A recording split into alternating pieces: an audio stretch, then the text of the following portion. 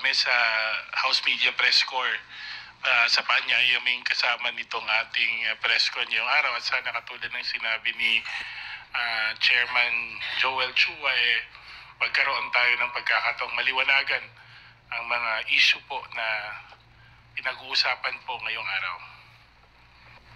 Thank you, sirs.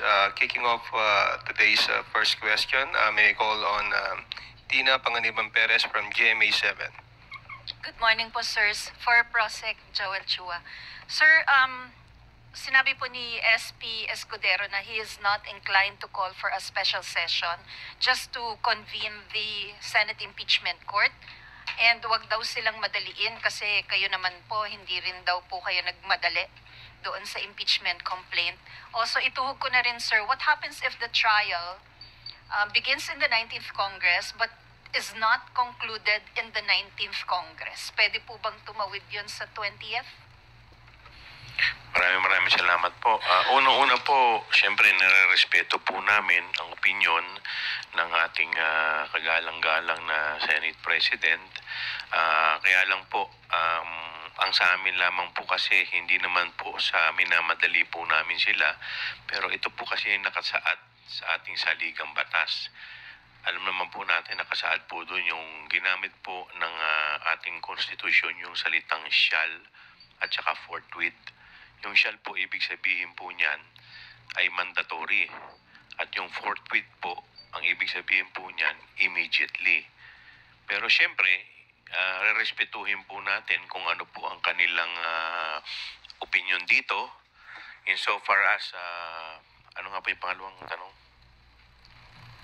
What happens po if the trial is not concluded in the 19th? Ako po kasi, dalawa po kasi ang school of thoughts dyan. Pero kami po, ang paniniwala ko po, ang Senate po is a continuing body.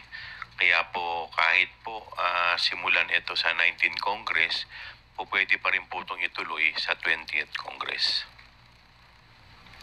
Sir, I understand na kapag meet na po kayo preliminarily, yung prosecution team, kung kanya-kanya pong pili ng articles, alin po yung gusto nyo? Well, hindi pa po namin napag-uusapan yan. Pero kasi dun sa Article 2 tsaka Article 3, ito po yung dumaan na sa committee ko. Kaya dito po tayo medyo familiar na po tayo sa dalawang articles na to. So if ever, sir, magpipilian, yun po yung kukunin nyo 2 and 3? Kung yun po ang mapag-uusapan at kung ako po ibibigyan ng option, mas familiar na po ako sa 2 and 3. Opo. Sir, given the evidence na nakuha po ng committee ninyo dito sa House, are you confident that you will get a conviction in Articles 2 and 3? Well, unang-una po, gusto kong munang linawin, no? Ang impeachment po kasi, hindi po ito kagaya ng criminal case na proof beyond reasonable doubt. Kasi po dito sa impeachment po, ang tinitignan po natin dito, sabi nga po ni Justice Isagani Cruz, ang impeachment daw is a method of national inquest into the conduct of public men. So ang ibig sabihin dito, ang tinitignan dito yung conduct ng mga nakaupo po na opisyal, lalong-lalo na yung mga impeachable officers kung titignan po natin dahil sila po, matataas po yung posisyon nila at yung conduct na hingi-hingi po ay dapat mataas din. Kaya nga po pinili lamang kung ano po yan.